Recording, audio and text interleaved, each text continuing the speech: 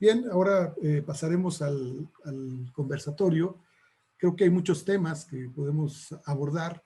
A mí me gustaría que empezáramos por un tema que de alguna manera los tres comentaron. Francisco fue más claro en su planteamiento inicial bueno, cómo las pandemias han generado ciertos efectos urbanísticos, ¿verdad? Incluso han sido el motivo de grandes transformaciones urbanísticas en diferentes momentos, tomando el caso de París, y enfatizó mucho la situación actual en donde se han planteado a partir de las ideas, los conceptos dirigidos por el urbanista Carlos Moreno, con esta idea, este concepto de la ciudad de los 15 minutos, del fortalecimiento de los barrios, de fomentar las actividades de proximidad, en fin. Y todo esto parece muy interesante, muy válido, como una alternativa para implementarlo, para retomarlo como un tema de agenda y de política pública y de estrategia urbanística para nuestras ciudades. Sin embargo, cuando vemos el caso de México, que Santiago nos muestra estos datos de accesibilidad, estas gráficas, y también a la realidad a la que se enfrenta La Paz, Bolivia, con una compleja ciudad en términos morfológicos derivados de su emplazamiento geográfico y de su diversidad social, ¿no? De los contrastes que tiene la ciudad. Uno pensaría que nuestras ciudades están muy lejos de estos modelos que se pueden pensar muy acertados para ciudades como París, ciudades históricas que tienen una gran tradición y que tienen centros urbanos altamente consolidados. Santiago comentaba que el tema de la accesibilidad va más allá de rebasar el tema de la infraestructura y del automóvil. Bueno, pero estas ciudades como París y muchas ciudades europeas del mundo desarrollado han ya consolidado niveles de infraestructura y equipamientos muy altos. Y en ese sentido, pues es replantear la forma de uso de estos espacios. Pero nuestras ciudades en América Latina todavía estamos en proceso de expansión urbana y de una incipiente urbanización, muchas veces muy deficiente. Y los modelos que tú presentabas, Santiago, sobre la periferia urbana, los megaproyectos de vivienda, pues son una expresión brutal de esta situación, aunado a la urbanización popular, y que también de alguna manera se presentan en La Paz y en muchas ciudades latinoamericanas. Entonces, ¿cómo podríamos implementar o pensar en el llevar a cabo estas ideas de la ciudad de 15 minutos en ciudades latinoamericanas como las nuestras? Francisco, y vamos siguiendo el orden de cómo presentar. No hay límite de tiempo, podemos hablar un buen rato hasta que agotemos el tema. Y podemos, por supuesto, abordar otros muchos temas más adelante. Que mientras tú comentabas, Sergio, estaba pensando casualmente tanto en las presentaciones, en las magníficas presentaciones de Santiago y Juan Pablo, ¿no? Este tema de la accesibilidad, ¿no? Lo decía Santiago, bueno, ya hemos pasado de una óptica transporte a una óptica movilidad y ahora estamos yendo más allá de una óptica movilidad a una óptica de accesibilidad. Y uno se preguntaría, y lo decía Santiago, ya no estamos tanto, no es un tema de movilizar modos, sino de movilizar personas que tienen deseos, intenciones. Y uno se preguntaría si ya la red de movilidad de la cual nos hablaba también Juan Pablo, ya no es solo tratar también de llevar a personas, sino de favorecer el encuentro.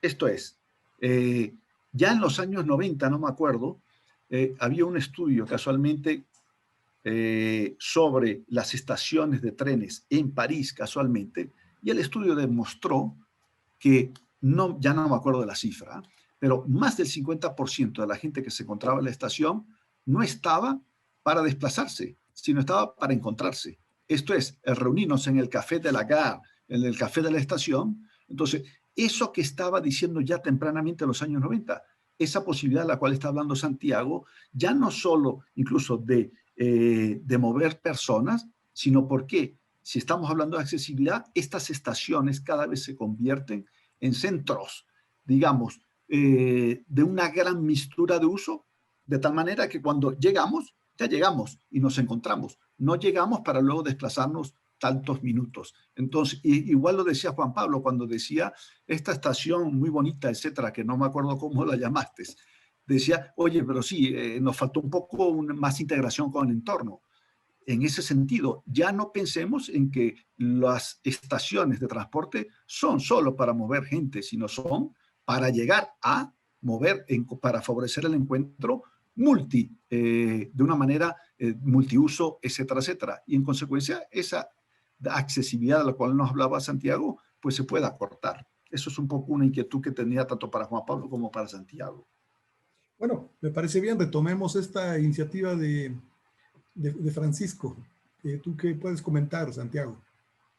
Yo creo que es un tema bien interesante el que comentas, Francisco, cómo quizás estos puntos tienen una vocación también más social y urbana, más allá de su vocación de transporte.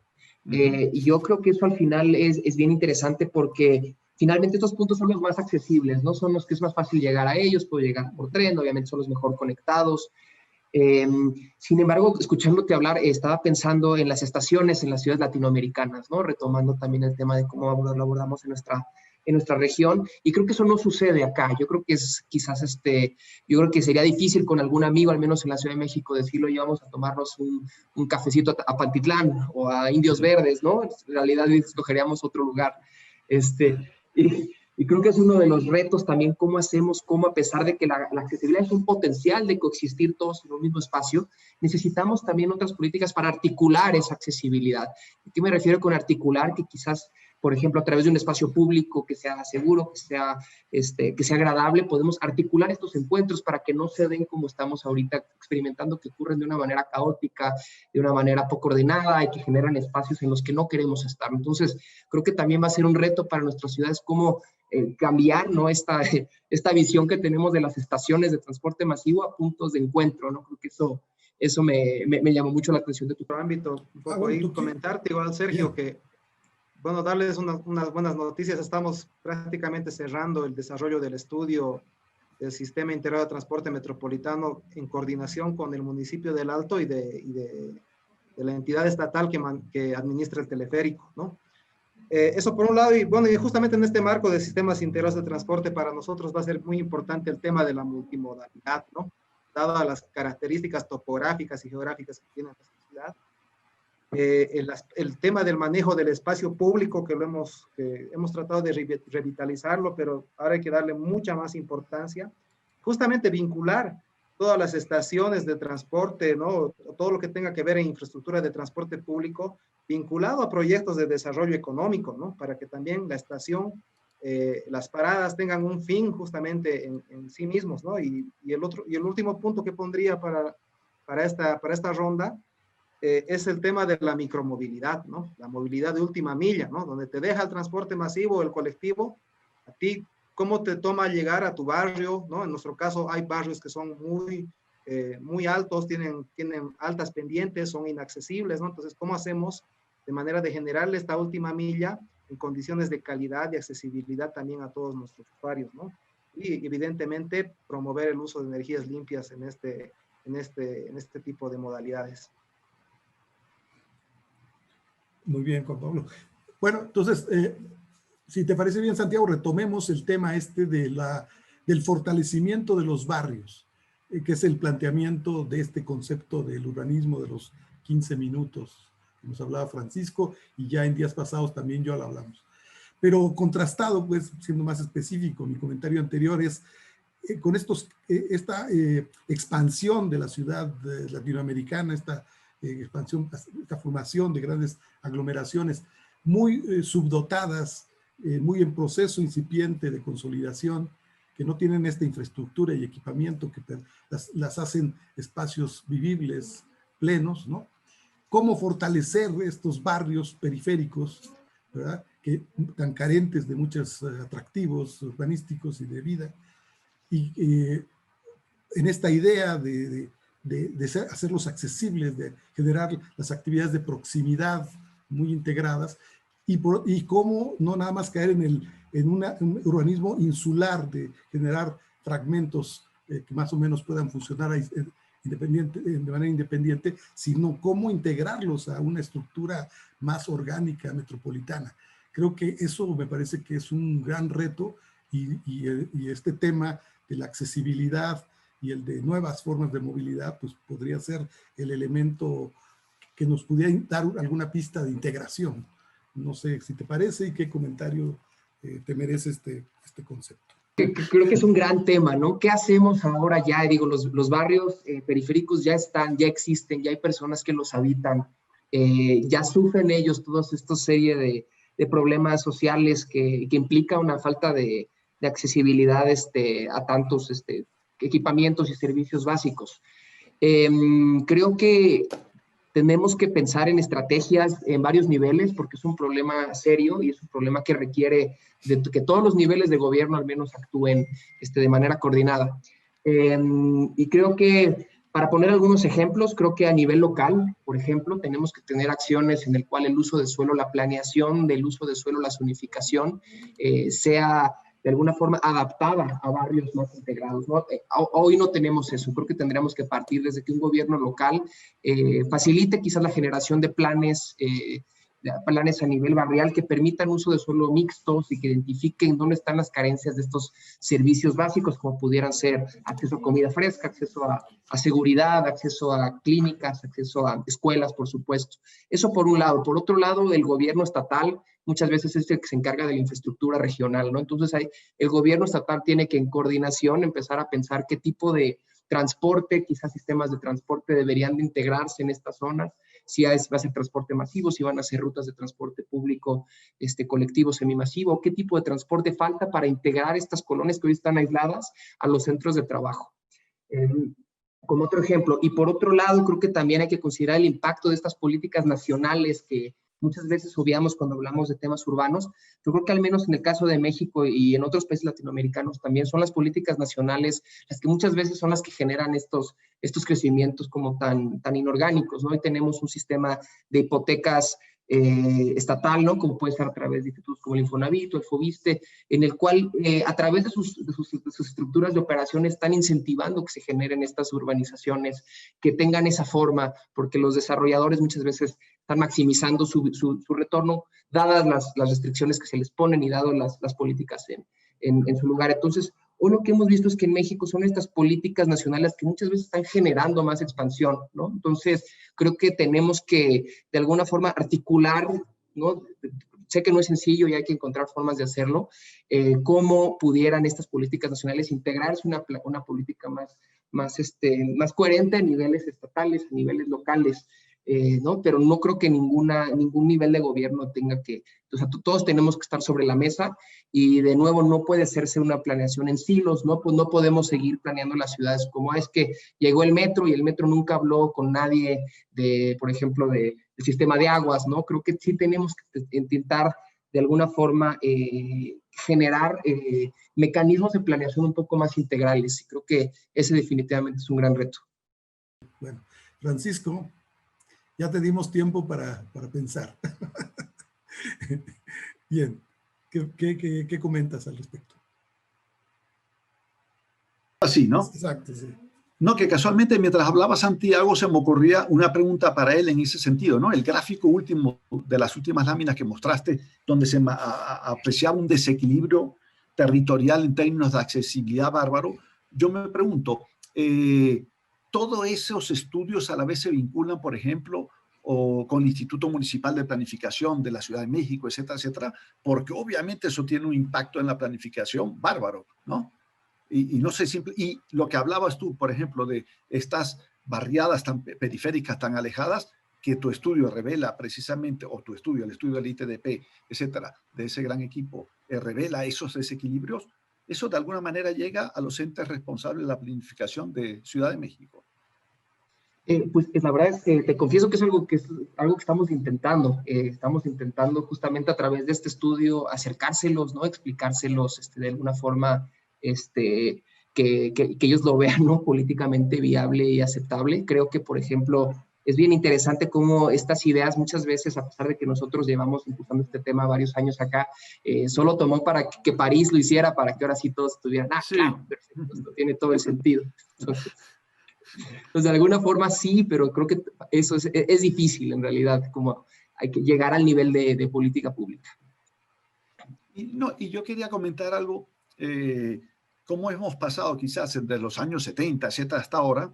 Yo me acuerdo cuando se llamaban en la ciudad de los corredores viales. Esto es, dentro de una óptica muy de Voisin, era ver que las calles no fuesen calles, sino vías, en la medida que pudiésemos ir más rápido en nuestro transporte individual, pues mejor. Luego, yo qué sé, en los años 80 y 90 se pasó a una concepción, ya no sean corredores viales, sino corredores de transporte, ¿no?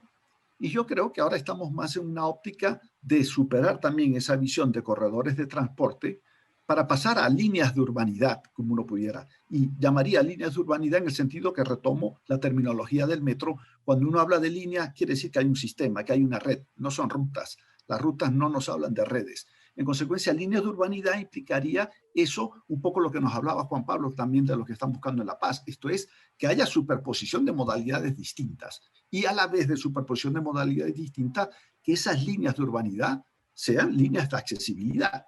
¿Está? Y en consecuencia estamos pasando, evolucionando de esa noción de corredor vial a corredor de transporte a líneas de urbanidad. Y yo creo que eso sería muy importante para las ciudades y un poco lo que tú hablabas, Juan Pablo, también de que están tratando de ese intercambio multimodal, pero implica a la vez la creación de ciudad. Yo me acuerdo cuando se desarrolló la primera línea del metro de Caracas, el 95% era subterránea, fue costosísima. De hecho, en ese momento creo que fue por kilómetro el metro más caro del mundo, 180 millones de dólares por kilómetro.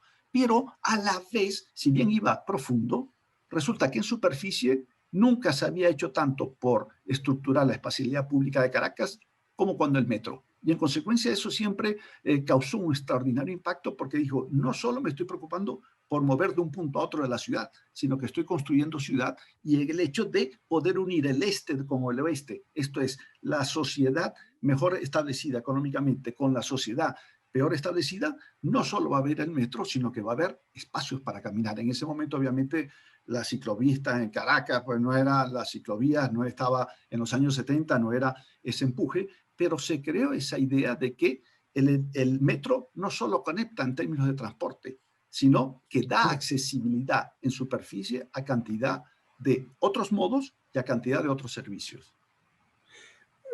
Y un poco en ese sentido.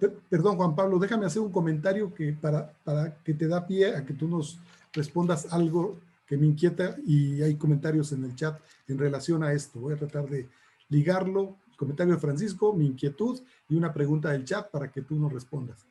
Bueno, sí, Francisco nos habla de estos ejes de urbanización o de urbanidad, le llama él, para generar una estructura funcional en la ciudad, ¿no? A partir de estos ejes de accesibilidad actualmente. Y tú nos comentabas, y él planteaba esto, que estos ejes podrían ser los elementos estructurales de la formación de la ciudad. Tú nos hablas del sistema de transporte en La Paz, que están a partir de modalidades que han venido trabajando de manera individual, pero me imagino que con un concepto general, y ahora están en la necesidad de integrar las diferentes modalidades de transporte. Pero cuando yo visité La Paz me pareció que el esquema que era más claro de cobertura territorial amplia era el del teleférico, de los teleféricos, y que estos estaban, bueno, haciendo algunas conexiones urbanas muy importantes en la compleja topografía de La Paz.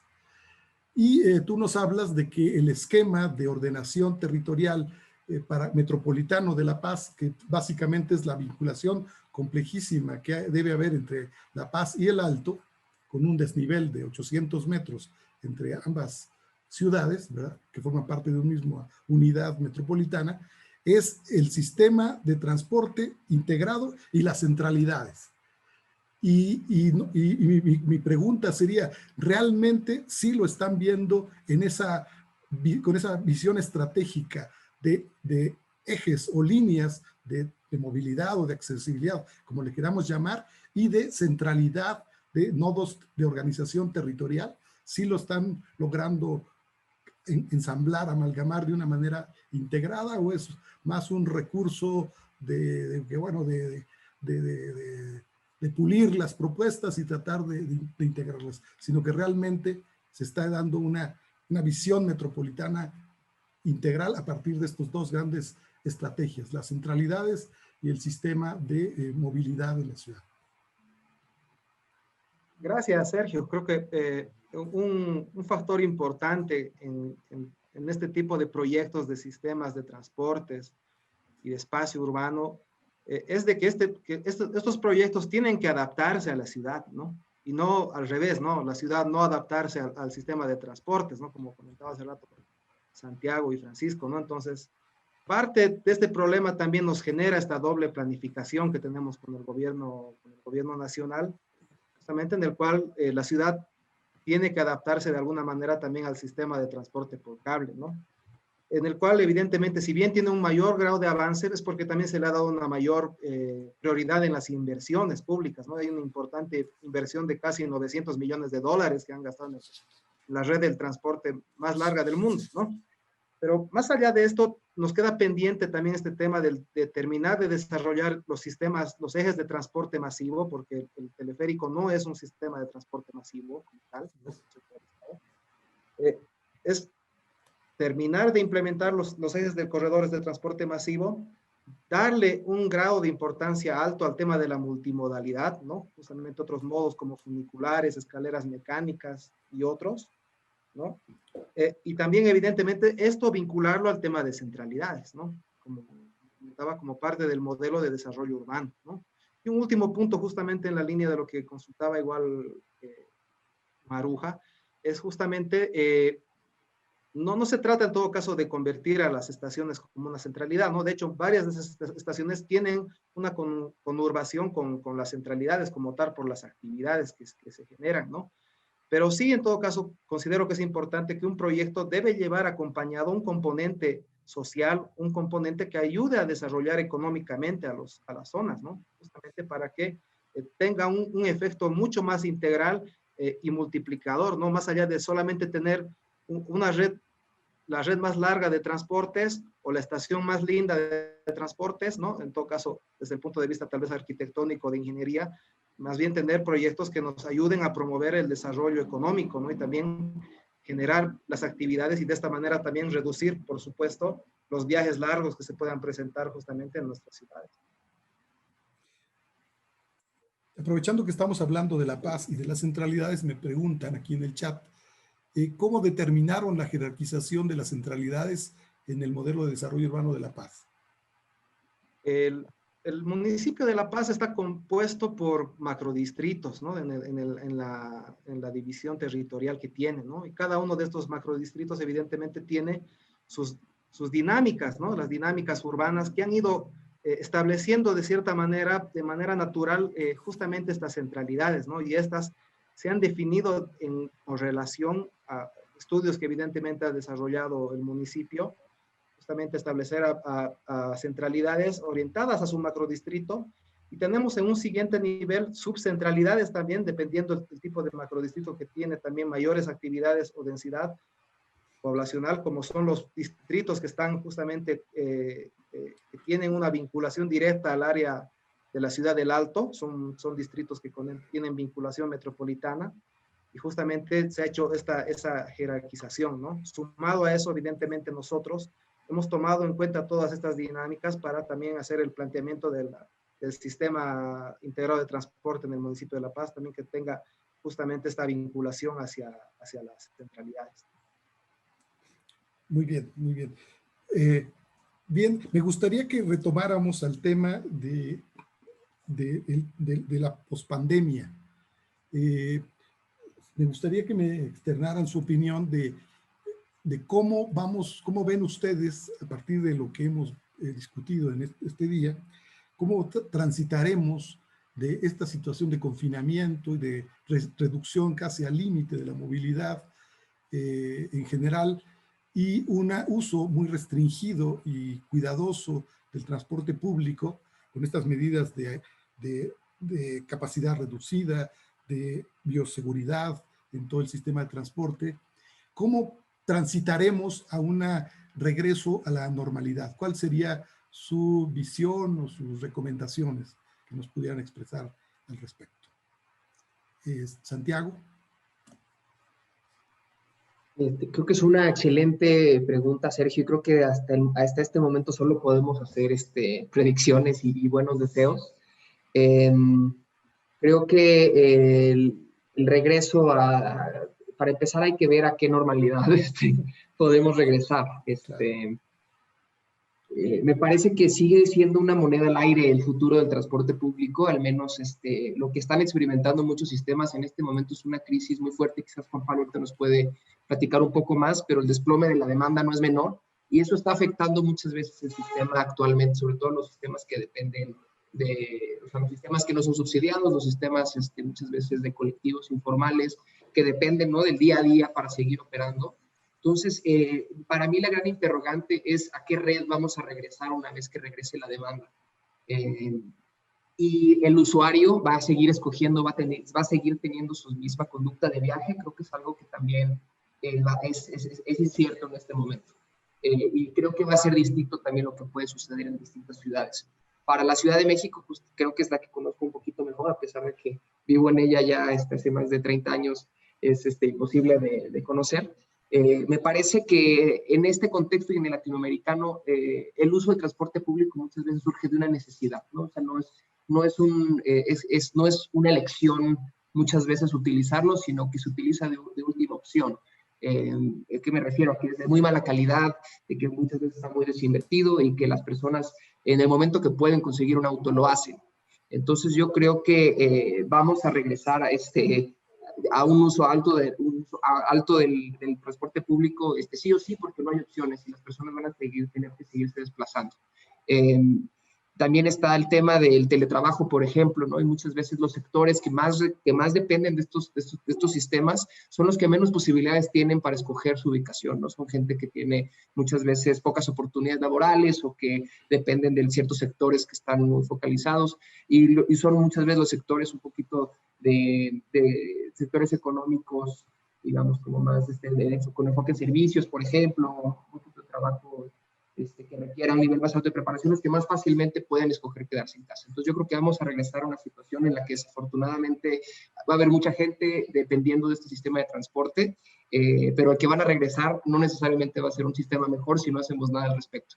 Entonces yo creo que por un lado tenemos que ser bien críticos en que hay que igual invertir más en el transporte, a pesar de que parezca contraintuitivo, pero si perdemos ese sistema va a ser difícil regresar a él y muchas personas pueden ser afectadas. Entonces yo creo que al final del día va a depender tanto del comportamiento de la pandemia y cómo la sociedad lo asume y por otro lado la respuesta de política pública. Si vamos a seguirle queriendo apostar este modo de transporte como debe ser, tenemos que tomar acciones serias en este momento para mitigar esta crisis y que el sistema que regresemos sea mejor. Porque si no, las personas van a escoger otros modos de transporte, como puede ser, pues ha habido en otros lugares, la motocicleta, ¿no? Que es barata y se puede utilizar, pero luego se gastan una gran parte de su ingreso en automóviles, ¿no? Porque no tienen otra opción y eso pues va a generar un costo social mucho mayor.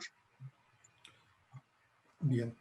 Sí, pero en términos, si regresáramos a un esquema similar de movilidad que teníamos antes, en esta ciudad de 20 millones de habitantes y 35 millones aproximadamente de viajes persona a día, y vemos que el transporte masivo entre metro y metrobús pues mueven más de la mitad, ¿no? Casi el 60, el 70% de esta movilidad y principalmente el metro, y representan una aglomeración intensa, un contacto físico, una proximidad extrema, ¿no? Porque hay momentos en el metro, estaciones como Pantitlán a las 6 de la mañana, que es una masa humana tremenda, ¿no? Algo impresionante, pues el contacto físico y el contagio pues es latente en estos sitios, ¿no? Entonces realmente eso no veo cómo pueda cambiarse, no lo concibo, porque bueno, la gente se va a ver obligada, si regresamos a ciertas modalidades de transporte como teníamos antes, pues eso seguramente poco a poco se va a ir repitiendo, pero con un alto riesgo, dadas las condiciones de pandemia, que no se ve para cuándo desaparecerán o se mainará la virulencia de la pandemia, ¿no? En fin, es un tema que sí habría que pensarse. ¿Tú tienes algo que decir, Juan Pablo, al respecto? Sí, al respecto, creo que es muy importante el tema de la sostenibilidad de los sistemas de transporte, ¿no? Hay siempre esta discusión de los subsidios, ¿no? Por parte de los gobiernos, que para algunos es pecado, otros lo abren de manera muy, muy transparente, ¿no? Porque evidentemente debe ser, la movilidad urbana debe ser visto como un derecho de todos los ciudadanos, ¿no? Entonces, considero que va a ser muy importante el apoyo de los gobiernos en todos sus niveles para tratar de darle este apoyo y este soporte, en todo caso, a los sistemas de transporte público, ¿no? Y el otro aspecto, justamente para el retorno a la nueva normalidad, como dice Sergio, evidentemente el tema de bioseguridad está de más, creo que decirlo, hay que sostenerlo, pero el rol importante que también los sistemas de información inteligente van a generar es justamente ayudar también a promover justamente aplicaciones, ¿no? Donde te permitan de alguna manera ver qué corredores, qué líneas se encuentran saturadas o no, hacer una gestión de la demanda, en todo caso también por parte, para evitar las grandes concentraciones, ¿no? También desde el punto de vista de los sistemas, también explorar nuevos sistemas de recaudo, ¿no? Inteligentes. Creo que es un momento muy oportuno para todo lo que viene a ser las tecnologías.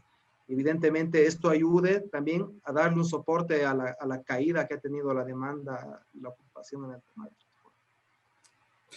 Pero Juan Pablo, estas medidas que nos hablabas tú de que se tomaron en la emergencia de distanciamiento, que implica capacidad reducida o limitada en las unidades de transporte, y la bioseguridad de la que nos hablabas en los operarios, en la sanitización de las unidades, etcétera.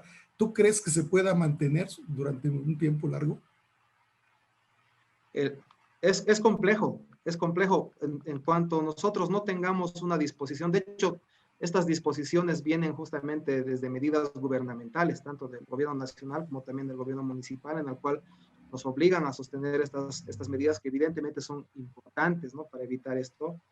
Sí, seguramente va a tocar un momento en el cual justamente la sostenibilidad financiera también toque cierto fondo para mantener estas medidas, ¿no? Entonces, por eso se va a ser muy importante, tanto para operadores privados como para operadores públicos, que también se tenga un respaldo por parte de los gobiernos, ¿no? Hacia adelante, ¿no?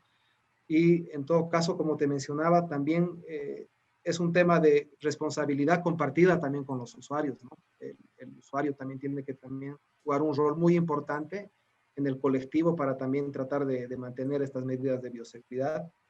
Y bueno, como te decía, un tercer rol que también pueden jugar es también el tema de las tecnologías, ¿no? De apoyo al transporte, que hoy en día todos tienen, o una gran parte de las personas tienen accesos a los teléfonos inteligentes, la generación de la Big Data, ¿no? Que puede ser utilizada y aprovechada justamente para implementar cambios importantes en cómo nos movemos. Muy bien. Francisco, ¿algún comentario al respecto? Un comentario en relación con lo que ha dicho tanto Santiago como Juan Pablo. Yo recuerdo en una carretera en el occidente venezolano, donde uno se reía un poco porque ibas manejando y te conseguías en un árbol que ponía una imagen de Cristo y ponía Cristo viene. Y 200 metros más allá ponían otro letrero y ponían Cristo viene, y viene, no puedo decir la palabra porque es muy fuerte, pero equivale hacia como que viene muy molesto. Entonces, retomando algo de lo que decía Santiago, el usuario va a regresar, y él hablaba de la conducta de viaje. Es un usuario que viene un tanto incómodo, que sabemos y las encuestas han dicho que está buscando innovación y va a venir muchísimo más crítico. En consecuencia, tenemos que prepararnos para ello. Yo creo que un elemento fundamental es comunicación. Porque obviamente los planes para enfrentar muchas de las cosas, los desequilibrios de los cuales nos hablaba Santiago, las inversiones que requiere La Paz, por Juan Pablo, hay que empezar a informar, a comunicar en el estado actual de los servicios que se ofrecen para que uno se sienta muchísimo más informado, porque obviamente hacen falta inversiones y son inversiones a mediano y larga data. En consecuencia, la gente viene muchísimo más crítica y el hombre político también está mucho más sensibilizado. No va a querer que tenga problemas de tipo político con el regreso, y por eso también el hombre político está buscando innovación. Entonces, ¿cómo empezamos a responder a esa innovación deseada? Primero, yo creo que hay que empezar a comunicar las responsables de los institutos de transporte en nuestros países, tienen que empezar a ver cómo mercadear la imagen actual con los servicios que se ofrecen actualmente y hablar de qué estamos haciendo para dentro de 6 meses, dentro de 1 año y 2 años. Mucha información, mucha comunicación. Bien, creo que estamos en tiempo de invitar a nuestros colegas, amigos que están siguiendo la transmisión por video streaming, y también los que están en el Zoom, si nos hacen llegar preguntas, comentarios. También si alguno de ustedes quiere participar en voz directa, pues podemos darle la palabra a algunos de ustedes. Bueno, yo oí muy atento todas las exposiciones y quisiera preguntar qué efecto, o si han considerado en estos estudios de estas ciudades la movilidad urbana exterior. O sea, nos han hablado del interior, del local, digamos, cómo se dan los... Pero sabemos que, por ejemplo, en la Ciudad de México, pues además de toda la gente que vive ahí, viajan de todo el país a ese lugar. Es un lugar central a nivel nacional. En nuestras ciudades, en nuestros estados, tenemos ciudades capitales que también igual vienen gente de todo el estado a esas ciudades capitales. Si se ha considerado eso, por un lado, y por otro, de los centros históricos. Nosotros acá tenemos centros históricos que nos gustaría, y hemos opinado de hace tiempo, que se dejen libre del transporte público, que hubiera terminales en las 4 coordenadas y un circuito periférico para que no entre en el transporte público, y esto deje más cuestiones peatonales en bien de esta pandemia, y que podría quedar para allá para un tiempo indeterminado. ¿Qué opinan respecto a esto? Gracias, Sergio. Y bueno, pues quizás puedo hacer el esfuerzo de responder una de tus primeras cuestiones, Alejandro, sobre el tema de movilidad exterior, ¿no? De qué hacemos con estos viajes que son de centralidad a centralidad.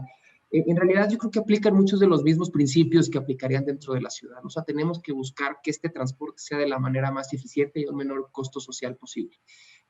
¿Cuál ha sido buenas experiencias? Por ejemplo, ha sido a través muchas veces de la conectividad con sistemas de riel, ¿no? Que es un sistema para largas distancias muy eficiente, muy predecible, que contamina poco y que no utiliza tanto espacio, ¿no? Al final, como tú lo dices, estos viajes muchas veces interurbanos colapsan también la infraestructura urbana, ¿no? Entonces, por ejemplo, en la Ciudad de México es fácil ver la salida a Querétaro, la salida a Puebla.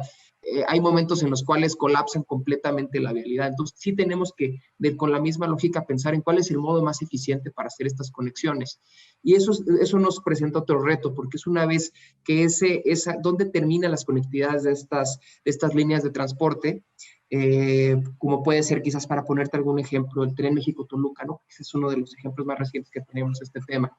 Tenemos una muy buena conectividad por riel entre las dos ciudades, pero ¿qué está pasando? En ninguno de los dos extremos se está integrando con la ciudad. Entonces eso es clave. ¿Qué hacemos con la terminal? Tiene que estar muy bien integrada con la ciudad. Idealmente que te deje en una zona céntrica, como en ciudades del mundo que ahorita tienen que estar mucho más avanzadas en este tema, y tener estaciones, terminales que además faciliten mucho el transbordo a modos sustentables ya una vez dentro de la ciudad. ¿A qué me refiero con eso? Que, por ejemplo, Para poner otro ejemplo ahorita que se está hablando del tren México-Querétaro de nuevo, ¿no? ¿Qué va a pasar cuando llegue el tren México-Querétaro? Y esta nueva demanda, pues es probable que llegue a la estación de Buenavista, ¿no? Que es una estación que ya está completamente colapsada. Entonces creo que desde ahorita tenemos que pensar qué tenemos que hacer en esa estación para integrarla muy bien y que los que lleguen no generen más congestión, sino que puedan fácilmente transferir, digamos, hacia modos de transporte público más eficientes, agarren una bicicleta o se vayan caminando, y evitar lo que sucede muchas veces es que utiliza un automóvil, ¿no? Entonces nos acaba generando todavía más problemas. Entonces creo que eso podría decir del tema de transporte exterior. Y para el tema de centros históricos, creo que es también un tema bien interesante. Para comentarte una experiencia reciente, no sé si está tanto, la Ciudad de México lo intentó ahorita en la pandemia, hicieron un plan para expandir las banquetas, cerrar muchas realidades al flujo peatonal, y yo es algo que veo muy positivo. Y creo que es algo que, bueno, desde el IPDP hemos impulsando zonas que les llamamos zonas de bajas emisiones, o zonas 30, o digamos zonas verdes, que tienen muchos nombres, pero son zonas en las cuales no se permite la entrada de vehículos motorizados. Yo creo que esa es una muy buena estrategia que deberíamos de considerar seriamente en varias ciudades, porque sí, hay que priorizar en los centros con esta densidad de viajes que tenemos, pues obviamente la movilidad peatonal es lo más eficiente. Y dicho eso, hay que impulsarlo, pero siendo conscientes de las resistencias que pueden surgir. Lo que sucedió ahorita en la Ciudad de México es que los comerciantes dicen, no, pues no, yo no puedo, o el tema de carga, no, pues está difícil, entonces ¿cómo va a entrar el camión de las Sabritas o el que me está surtiendo? Entonces, creo que es complejo, pero es algo que debemos de considerar muy seriamente. Gracias. Sí. Sí. Tal vez si pudieras responderle a Alejandro de cómo es la situación que él plantea en La Paz. Complementando en el caso de la consulta de Alejandro, bueno, yo trabajo en el ámbito de la administración municipal de la ciudad, pero creo que no, hay que ver en todo caso en el ámbito ya interdepartamental, en nuestro caso está compuesto por departamentos, nuestro país, también en el ámbito intermunicipal. La problemática que tiene el tema del transporte público es posible, evidentemente, salvando las escalas económicas que hay, extrapolarlo al ámbito de la red de transportes de un país, ¿no? En todo caso, es un tema incluso de coyuntura mundial, el tema de la caída de los viajes en las aerolíneas, ¿no? La declaración en bancarrota de varias de estas líneas. También evidentemente el transporte terrestre, ¿no? Pero así como también hay este tema de los impactos que se van a generar en el transporte, también en nuestro caso, hablo de Bolivia, también se nos presenta una ventana de oportunidad para también establecer igual una red de un sistema integral de transporte, ¿no? De manera que también te permita vincular el sistema de transportes de las ciudades de manera más eficiente con los sistemas de transporte igual interprovinciales, intermunicipales, ¿no? Y también creo que también se presenta una gran ventana de transformación para el sistema de transporte y también logístico de las ciudades, ¿no? Y hacerlo más eficiente y evidentemente en beneficio de todos los sectores en este caso, ¿no? Porque ya no hablamos de solamente usuarios, sino que son varios sectores. Y en la segunda parte igual de tu intervención, que igual muy precisa, creo que no es necesario hacer grandes inversiones en todo caso para hacer proyectos que generen impacto en la mejora del espacio urbano, ¿no? Tanto en los centros, ¿no? Como también en calles donde se generan grandes concentraciones, ¿no? En la cual con gestiones con implementaciones de gestión de tráfico calmado, ¿no?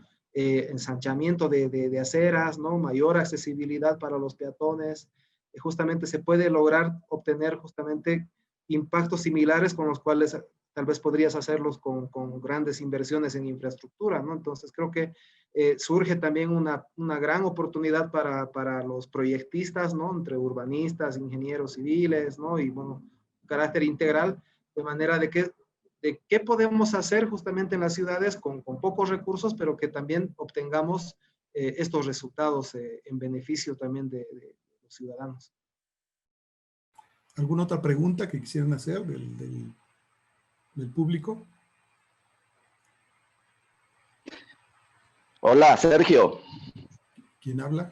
Ah, Gonzalo. Gonzalo Garay, de Asunción, Paraguay. Bienvenido, Gonzalo. Qué gusto. ¿Cómo están? No, he estado siguiendo todas las jornadas La de hoy también, aunque pude entrar un poquito atrasado, pero va muy bien, creo que está muy bien, muy buenas las presentaciones que he escuchado. Y sí quiero un comentario muy breve. Reitero, felicitaciones a los expositores. En muchas cosas les envidio, soy de Asunción, Paraguay.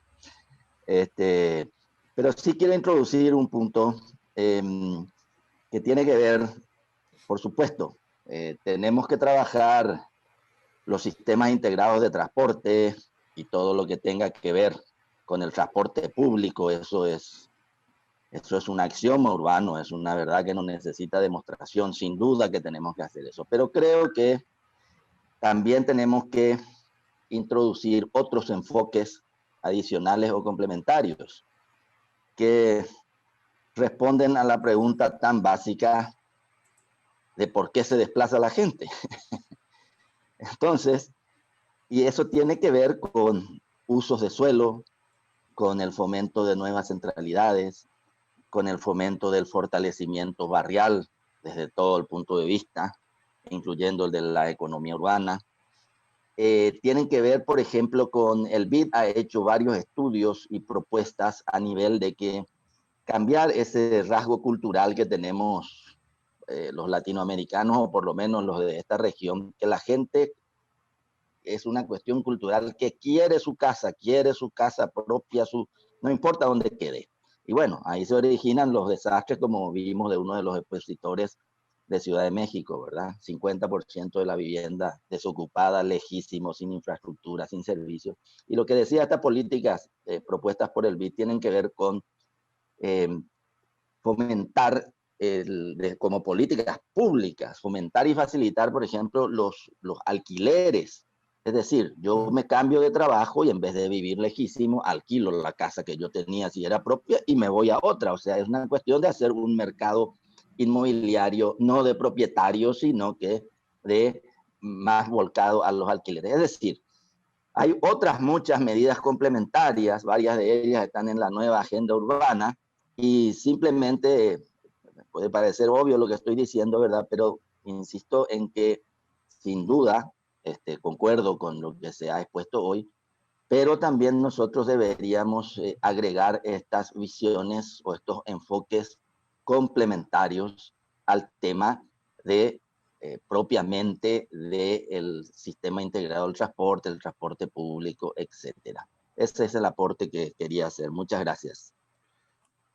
Bien, Gonzalo, muy interesante. Mira, recordé con tu comentario una frase que alguna vez un profesor mío, cuando estudiaba en España, ordenación del territorio, decía que una buena política para reducir la movilidad urbana era la vivienda en renta.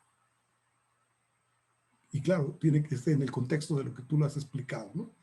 Que las personas, bueno, no tienen que estar atadas a un sitio, sino que si cambian de trabajo, cambian de lugar de estudio, se pueden acercar su vivienda a estos lugares, una movilidad de vivienda temporal, digamos, por periodos, y no estar arraigados a una sola localización. Bueno, esa es otra alternativa que tendríamos que explorar y que nuestros países, pues, tiene razón, por cuestiones culturales nos cuesta trabajo planteárnoslas, pero en otras partes, pues, el porcentaje de vivienda en renta es altísimo. Bien, ¿alguna otra pregunta, comentario del público? Yo, si me lo permiten. Adelante, Omar, ¿sí? Bueno, creo que es súper interesante las propuestas, creo que ya se vieron y se manejaron algunos temas como la movilidad, la accesibilidad, incluso se está viendo algún tema de la teoría del lugar central, en este tema de los subcentros y subcentros urbanos, e incluso el tema del uso del suelo que se relaciona con la movilidad. La pregunta va relacionada con el tema del transporte público. Si sabemos de que ese es el que aporta más viajes o más de este tema de origen y destino, en el Estado de México pues, se tiene comprobado que el Estado de México es uno de los transportes más violentos del país, ¿no? Entonces, ¿cómo mejorar ese transporte en esta transición post-COVID, ¿no? porque creo que nos hace falta mucho en el transporte. Vemos las concesiones del transporte público, pues son de unos cuantos, pero que no mejoran el tema del transporte, ¿no? Entonces, en estos viajes largos de más de 1 hora y media de la periferia de la zona metropolitana hacia la zona central, ¿cómo podemos hacer cómo podemos mejorar este transporte público en esta transición del post-COVID? Esa sería mi pregunta. Pues creo que el indicado para contestarla es Santiago. No sé si Francisco también quisiera comentar algo. Ciudad de México no me consulten tanto, pero mencionaste, Osman, una palabra en la cual estaba pensando para tratar de estructurar un comentario que pudiera ser interesante, que lo dijiste, transición.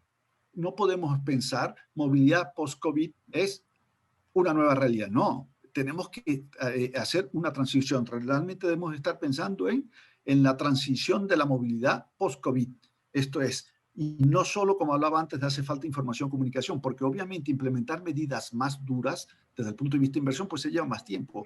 Pero hay un mundo, como lo señalaba el colega Gonzalo, en términos de planificación urbana, que ya hay que empezar a poner en funcionamiento. Pero hay muchas medidas blandas de costo prácticamente cero que se pudieran implementar. Por ejemplo, yo ya hoy no sé qué país o qué ciudad estaba pensando en decir, hey, por ahora, en el trabajo estamos haciendo una negociación entre gobiernos y el mundo empresarial para que tales empresas, a lo mejor ya una vez a la semana, yo no voy a trabajar, sino que trabajo desde la casa. ¿Cuántas universidades? A lo mejor 2 días de las clases los hacemos desde la casa. Seguimos con la teleeducación y el teletrabajo. Esto es, hay cantidad de medidas blandas, perdón, no planas, sino blandas, que se pueden implementar con costo bajísimo, pero es con negociación y con mucha comunicación, mientras implementamos las medidas duras que habría que implementar. De hecho, la misma Barcelona en mayo publicó en el periódico, no sé cómo se llama el periódico creo que se llama, donde dijo, bueno, aquí estamos lo que vamos a hacer post pandemia. Y entonces prácticamente hablaban pacificación de calles. Ya no me acuerdo las 7 medidas que iba a implementar, que eso un poco respondería también a tu inquietud, Sergio, que quizás cuando tú preguntaste yo medio la esquivé.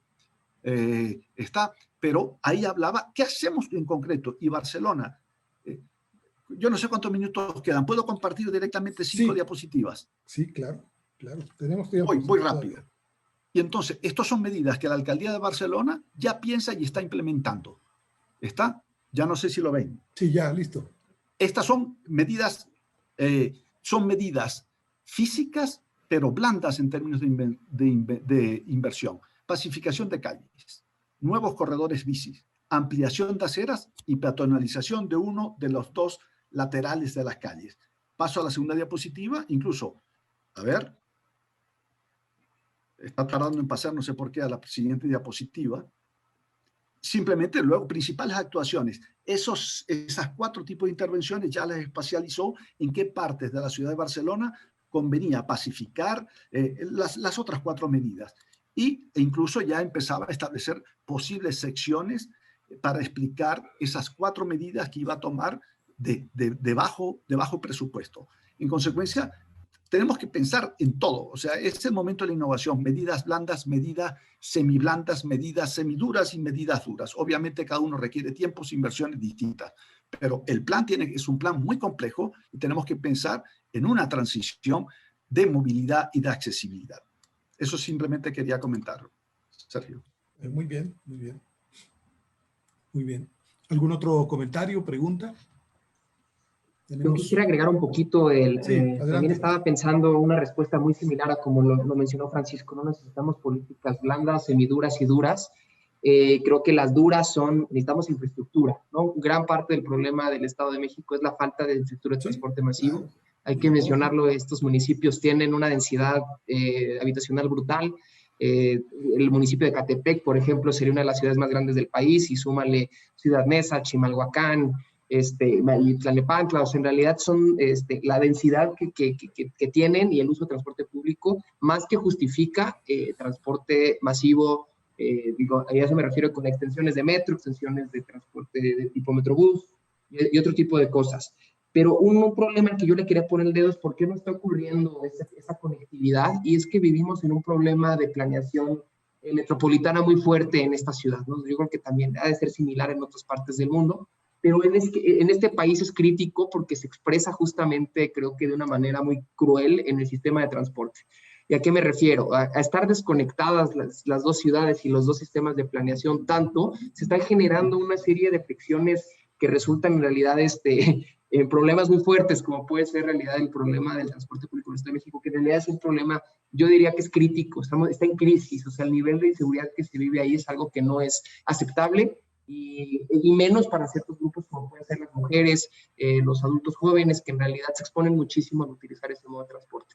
Entonces yo creo que algo que tenemos que tener y es imperativo es una política metropolitana de transporte masivo. ¿Qué está sucediendo ahorita? Las personas llegan al metro ya no se le permite expandirse más allá de los límites de la Ciudad de México, entonces están generando estas centrales que se llaman CETRANS, que no deberían de existir, porque las personas no quieren ir al CETRAN, nadie quiere ir a Pantitlán, o nadie quiere ir a Ver, las personas quieren ir desde Catepec al centro de la Ciudad de México, de Catepec al sur de la Ciudad de México, y los estamos obligando a bajarse, transbordar en ambientes muy inseguros, y entonces ya abordar el sistema de transporte formal. Entonces, creo que un paso fundamental sería pensar cómo podemos de alguna forma generar sistemas metropolitanos, no solamente infraestructura de transporte masivo, sino también un sistema metropolitano de transporte colectivo, aunque no sea necesariamente estructurado como pudiera ser a base de microbuses o de bus. Creo que eso no importa tanto como el hecho de que al estar segmentados se generan este tipo de fricciones que son muy fuertes y regulaciones distintas, ¿no? A pesar de que el sistema informal de la Ciudad de México también es muy malo, también tiene muchos problemas, al final es un poquitito mejor regulado. ¿A qué me refiero? Con que hay más revistas vehiculares, se entiende un poquito más de dónde están las rutas, pero eso no está sucediendo en el Estado de México, ahí es otra película completamente. El Estado juega un papel mínimo en la planeación, que debe de ser más activo, ¿no? O sea, no puede simplemente quitar las manos y dar unas concesiones y dejar que suceda lo que sea, no. El Estado tiene que al menos mantener el eje rector en el sentido de la planeación, de las frecuencias, de las rutas, se tiene que dar información al usuario, se tienen que consolidar las paradas, por ejemplo. O sea, creo que faltan muchos elementos, pero yo le pondría al dedo a ese. Creo que falta una política metropolitana de transporte, y el hecho de que no lo tengamos se expresa en todos estos problemas, ¿no? Además de otros que pudiéramos comentar. Sí, Santiago, pero falta una política metropolitana en todos los sentidos, no nada más en el transporte. Concuerdo contigo. Y no vamos avanzando, sino que vamos en involución, vamos para atrás. Lo poquito que se había logrado, ya dimos para 2 pasos para atrás, pero bueno, así es esto. Ojalá que las nuevas generaciones retomen estos temas y se den en otros tiempos políticos en donde se pueda actuar de otra manera. Esperemos eso. No hay que perder la esperanza. Bien, ¿algún otro comentario, otra pregunta? Sí, yo, Saray. Sí. Buenas tardes a todos. Adelante, Saray. Es para Juan Pablo, en base a su experiencia o del proceso de la proyección del transporte en La Paz, ¿en qué porcentaje la población participó para este proyecto? O sea, ¿en qué porcentaje? Porque a esto viene una segunda pregunta, que es, ¿en qué porcentaje se adaptó la gente al proyecto o se replanteó la ciudad, o en este caso el transporte? Hay varias, te agradezco por la pregunta, Angélica. Hay un montón de variables que seguramente deben analizarse para el enfoque del proyecto que se ha dado, ¿no? De hecho, hay varios estudios que datan desde los 90, el primer estudio orientado hacia un sistema de transporte masivo en el área metropolitana de La Paz se da en 2004, ¿no? Y de hecho, evidentemente, uno de los grandes problemas es el tema de las grandes inversiones, sumado justamente también a las medidas de transformación en el transporte tradicional, ¿no? Entonces, y bueno, a corolario del anterior comentario que quería complementar y ahora me cae muy alineado, es el tema de la insatisfacción que tenían o que tienen incluso actualmente todos los ciudadanos respecto al sistema de transportes. Los grandes problemas de la ciudad que tenía y que se tiene todavía eran el tema de la seguridad ciudadana, el tema de la basura, el tema del transporte estaba en un tercer lugar, entre un tercer y un segundo lugar, ¿no? Entonces, considerábamos que nuestro sistema de transportes era de los peores en la región, ¿no? Entonces, ante esta necesidad de recursos también, lo que hace el municipio justamente es implementar un sistema, evidentemente que se pueda implementar de manera alternativa al sistema tradicional. No cubrimos en todo caso las principales troncales del sistema de transporte masivo, parte en todo caso de estos, pero juega en todo caso el municipio institucionalmente 4 elementos que son importantes para la prestación de servicio. Uno, contar evidentemente con el mejor bus, en todo caso es un bus diseñado exclusivamente para nuestra ciudad, ¿no? En condiciones de topografía, de altura, hacer un trabajo bastante intenso en todo lo que es la prestación del servicio a los conductores, a los anfitriones, ¿no? Tener calidad de servicio, ¿no? Y sumado a esto, evidentemente, la calidad de servicio, ¿no? Entonces, un cuarto elemento que nos surge justamente con estos 3 componentes es trabajar con nuestro ciudadano, con nuestro usuario, ¿no? Para que con estos 3 componentes tengamos también el mejor usuario, el mejor ciudadano. Entonces, este ha sido, creo que la fórmula exitosa que nos ha dado una gran apropiación por parte de la gente. Nuestras encuestas de calidad de percepción, desde que hemos lanzado el servicio hasta la fecha, tenemos un porcentaje de un 90 o un 95% que la gente considera que el servicio es bueno, muy bueno, ¿no? Entonces, eso es un tema muy importante para nosotros en condición de calidad, ¿no? Y un dato igual ahí, cuando implementamos nuestra última ruta en el caso de Achumani, tuvimos una fuerte oposición por parte del transporte convencional, el tradicional, ¿no? Que de hecho nos agarraron, fue una agarrada a piedrazos, como se dice, ¿no? A nuestros buses, en la cual gran parte de la ciudadanía salió a defenderlos, a los buses, ¿no? Incluso podrían ustedes googlear, ver cómo los vecinos iban al lado de su bus, ¿no? Permitiendo que pueda ingresar a su zona, y realmente fue un tema triste, pero a la vez emocionante, y también fue un tema que nos dio mucho orgullo sentir que el ciudadano se apropió en todo caso de su servicio, de su bus Puma Qatari, ahora de su bus Chiquititi. Realmente creo que esos han sido los aspectos importantes para que se pueda obtener esta aceptación de este tipo de servicio, ¿no? Si tú nos preguntas hace 15 años, nos imagináramos que se podía implementar un servicio con estas condiciones de calidad como la que tiene La Paz Bus, realmente sería muy difícil pensarlo. Vamos a darle la palabra a Francisco. Sí, un pequeño comentario que tiene que ver con lo que acaba de decir Juan Pablo y también con lo que decía no solo Carlos Moreno en París, ¿no? Sino este término de topofilia. Lo que acaba de decir Juan Pablo, uno lo pudiera retomar ese término y llevarlo al hecho de decir modofilia. Esto es amor por el modo que tú utilizas, en el sentido que la gente salió a defenderlo porque era suyo y porque vio algo que decía Santiago antes, que la gente está muy molesta con Ciudad de México por el servicio. Como muchas ciudades latinoamericanas, la calidad de servicio es ineficiente, inconfortable, etcétera, etcétera. Yo recuerdo que los 10 primeros años del... ¿Perdón?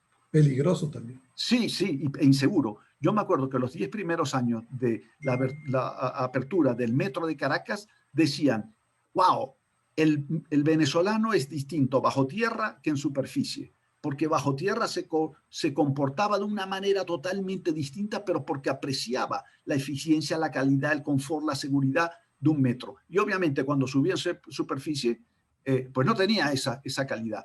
Y él defendía el metro extraordinariamente. Hoy en día no, obviamente, pero es ese amor por el modo lo hace, como decía Juan Pablo, si es eficiente, si es seguro, si es confortable, cosa de la cual Santiago decía que obviamente no se da en todas las ciudades latinoamericanas. Entonces, yo aplicaría ese término de topofilia al modofilia, y es verdad lo que dice Juan Pablo, o sea, la gente sale a defenderlo porque lo aprecia, y si lo aprecia es que tienes eficiencia, confort, seguridad, todo lo que tú dices. Gracias, Juan Pablo. Gracias, Sergio. Dice... ¿Si lo puedes leer, por favor? Sí, claro que sí. Dice Juan Pablo, ¿consideras que ya hay un trabajo hecho en La Paz en materia de movilidad para afrontar la crisis de la pandemia?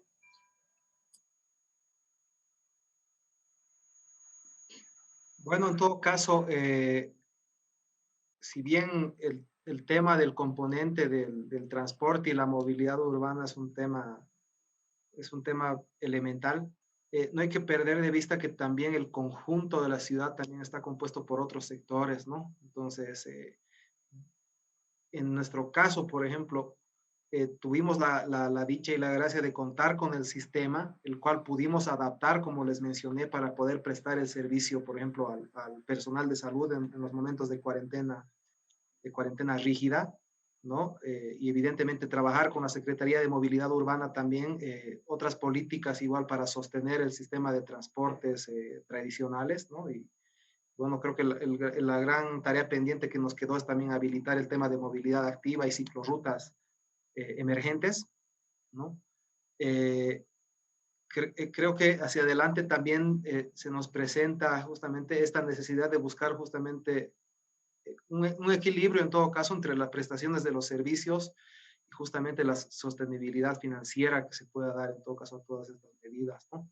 Entonces el municipio ha afrontado todo esto con lo que cuenta, y seguramente la gran pregunta que nos va a surgir va a ser en cuánto tiempo vamos a poder sostener todas estas medidas también sin ayuda, también en todo caso de todos los niveles de Estado, ¿no? El nivel departamental y también el nivel nacional, que también juegan un rol importantísimo en estos planes de contingencia, ¿no? Que ya es un tema de emergencia nacional, ¿no? Muy bien. Bueno, estamos casi llegando al final. No sé si hubiera alguna otra intervención. Darle entrada a una pregunta, un comentario de alguno de ustedes, del público. Bueno, si no lo hubiera, me gustaría que nuestros ponentes invitados hicieran algún comentario final de conclusiones o de su experiencia en estas ponencias y conversatorio que hemos tenido sobre el tema de movilidad y transporte post pandemia. Francisco, un comentario final. Para mí, un comentario final que yo tengo que decir es de ignorancia personal, porque no he leído investigaciones sobre qué propuestas hicieron a lo largo del siglo XX en momentos de unas crisis epidémicas o pandémicas. Realmente no ha sido mi inquietud, no sé si la de Juan Pablo o Santiago, porque sería muy bueno revisar qué se hizo cuando la gripe española en el 18-19, qué impacto tuvo inmediatamente, y con otras, no solo pandemias, sino epidemias que se han llevado a lo largo de muchas ciudades en el mundo. La verdad, desconozco, pero creo que sería una fuente muy interesante para consultar, para ver no solo qué se implementó, sino la reacción que tuvo el público en ese momento. Muy bien, gracias Francisco. Santiago. Bueno, de mi parte, solamente agradecerles a Sergio y equipo por esta invitación, y también a Francisco y a Juan Pablo por tan interesantes presentaciones y un intercambio de ideas tan rico, y a todos ustedes los que participaron también por sus ideas. Creo que al menos yo aprendí mucho. Y como comentario final, solamente me gustaría invitarlos a seguirse involucrando en el tema de la movilidad y de alguna forma dejar de pensar que es algo que solamente para los ingenieros de transporte, así como el desarrollo urbano solamente por los arquitectos. Creo que no, en realidad, como podemos ver, son temas muy transversales y que se necesita de todas las disciplinas. Entonces, solamente invitarnos a que sigamos esta conversación más allá de este foro. Muy bien. Juan Pablo. De igual manera, agradecerte, Sergio, agradecer a Santiago, a Francisco y a todos los asistentes, y por las consultas y complementaciones que han hecho una conversación muy, muy rica en su contenido.